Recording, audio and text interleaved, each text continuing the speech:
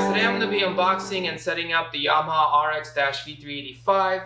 This is a 5.1 home theater receiver, which means it can handle 5 speakers and 1 subwoofer. That's what the 5.1 means. It has Bluetooth, so you could stream stuff to it from your phone or other Bluetooth enabled devices and stuff. So let's open this up, let's see what's inside, and we're going to set this up and we'll see what else it comes with. Alright. Looks like it has an FM AM receiver, antenna, remote control, which is taped on. This is the YPAO Yamaha's. This is basically a microphone that you put where you plan on sitting, and it's going to optimize the speakers to deliver sound at that specific location, to enhance the sound at that location. So it helps optimize the sound. You're only going to need to use this once for setup. Is the remote control. Nice and basic, nice and simple. Buttons feel decent. Again, it's just a basic remote control, nothing crazy. So this is the FM antenna, which I don't plan on using. And this is the AM antenna. I don't plan on using the FM or AM antenna, but they do come with it. It also comes with batteries for the remote control, which are AAA, 2 AAA batteries. And yeah. So I believe this is around 17 pounds or so, and that's pretty much it that's in the box. Open this up. Power wire. A lot of air vents. So on this side and this side, not on that side. So let's get a better look. So you have it on this side. Do not have it on this side. Yeah, so there's air vents on the bottom as well. So looks like lots of cooling. I think it looks pretty nice. This feels nice. Buttons feel nice. So this is the back of the receiver. And starting off, we're going to talk about more of the legacy stuff, like the optical audio cable, fiber optic cable. You have your other coaxial cables and stuff. I'm personally not going to use any of this stuff, but it does support these connections.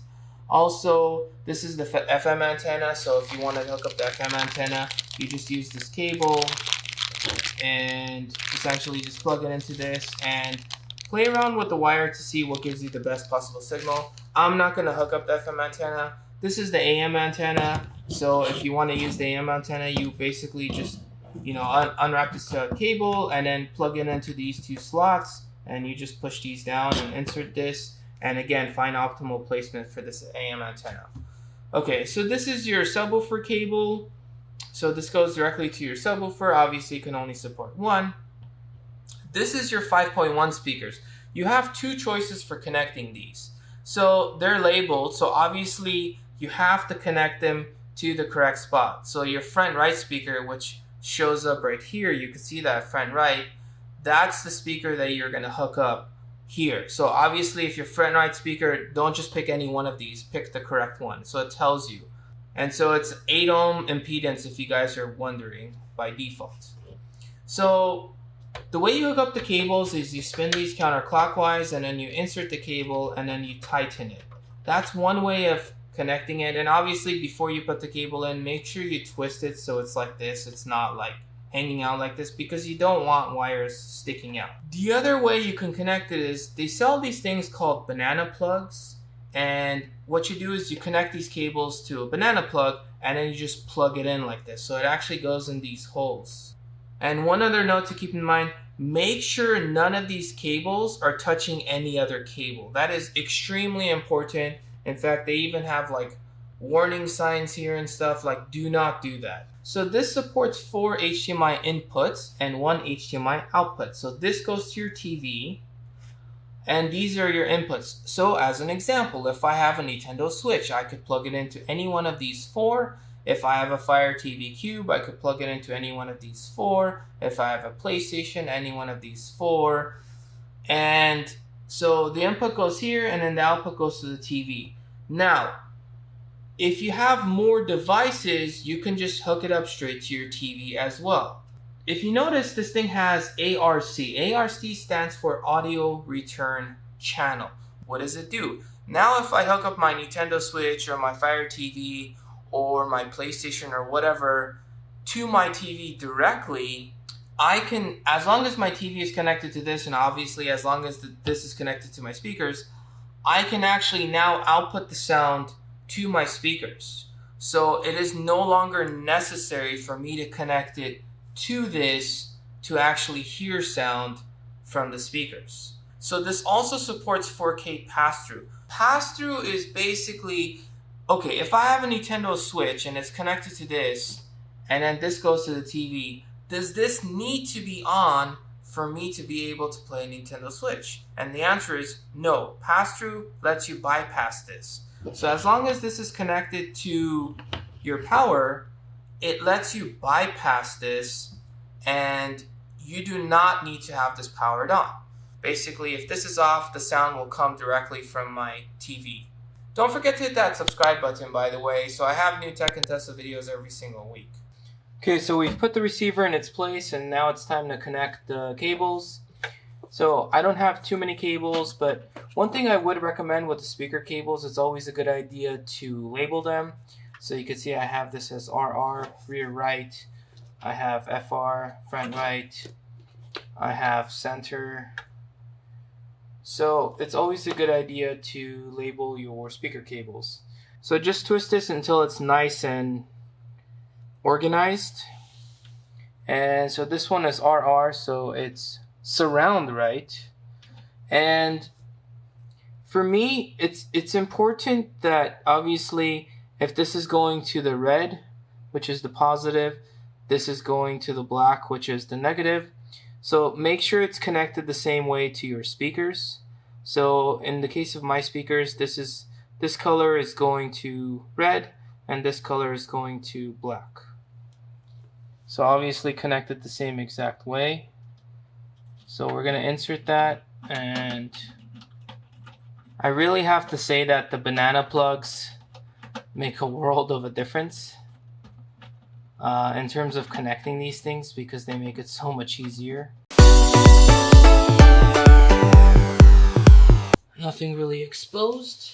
Verify no wires touching any other wire. Verify all the connections are made. Looks good. Feel free to connect it to any one of the four that you want. I'm personally going to hook it up to the first one, and it doesn't matter which one you connect it to. You just have to know which one it is to go to that source to actually see it. This is the HDMI cable that goes to the TV. So this one does matter where you place it, because the one that goes to the TV needs to be on HDMI out. That's really the only one that's important.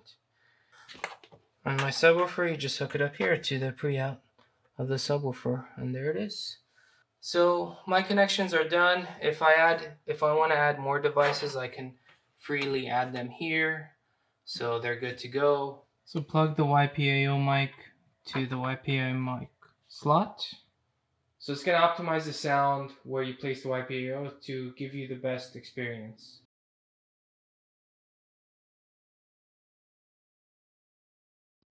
Okay, so the Nintendo Switch is hooked up to the HDMI 1 port of the receiver, and it's actually pretty cool because it automatically shows Nintendo Switch. I didn't actually put that name in there. And it's hooked up to the receiver, so obviously the sound is going to go through the receiver. So I could raise the volume.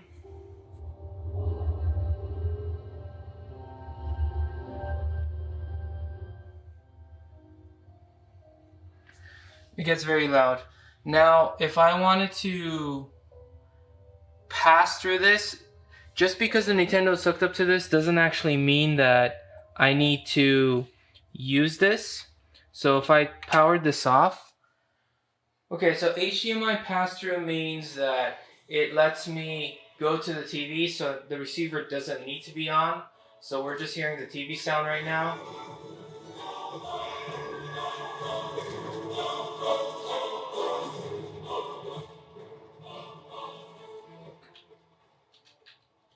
So that's the pass-through. Now, if I turn on the receiver, the sound will automatically go to the receiver. So it obviously it turns it off and then goes back on, and it switches the audio. Now the audio is on the speakers.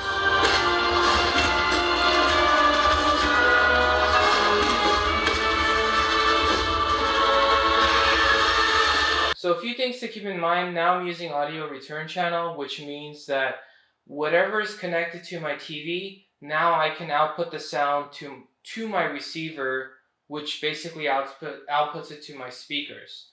The TV has a special HDMI port that is dedicated for audio return channel. So if you use any other HDMI port, it will not work. So you have to use the specific one dedicated on the TV for ARC, audio return channel.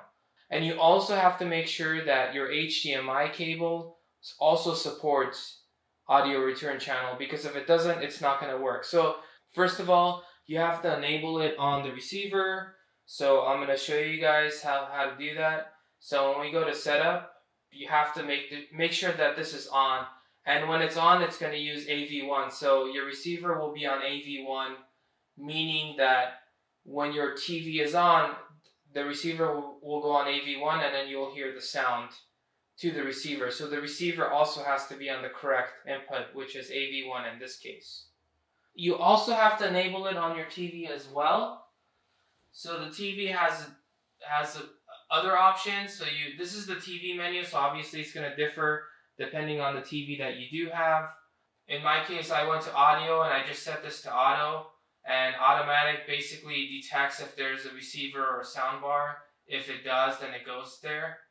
And for analog audio out, I set this to fixed, which means I can control the volume through an external device. So now when I go to the Fire TV Cube, which again is directly connected, the receiver automatically goes to AV1, and if I press play, so now this is playing on the speakers.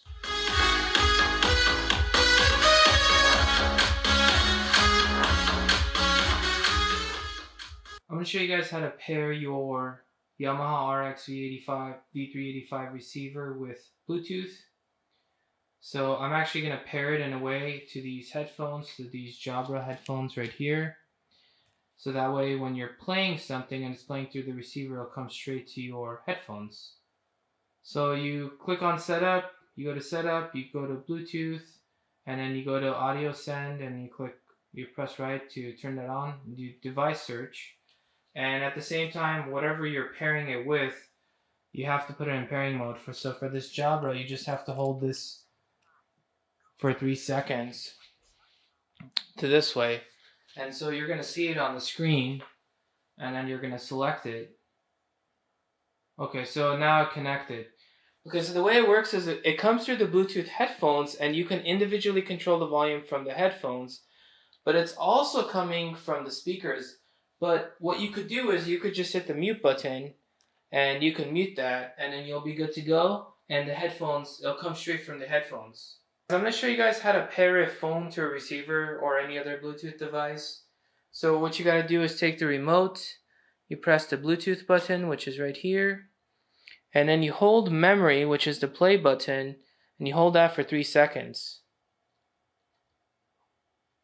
So now it says pairing searching. So now you got to take your Bluetooth device, like your phone, and we're going to see that it says Yamaha RX V385 right here. So we see that, so we're going to select that, and it's going to pair to it. If it asks for a pin, you just type in 0000. Okay, so now that it's connected and active, I can actually play stuff from my phone. So the input has to be in Bluetooth for that to work. I went to YouTube and I went to the audio library, and I'm basically playing this song.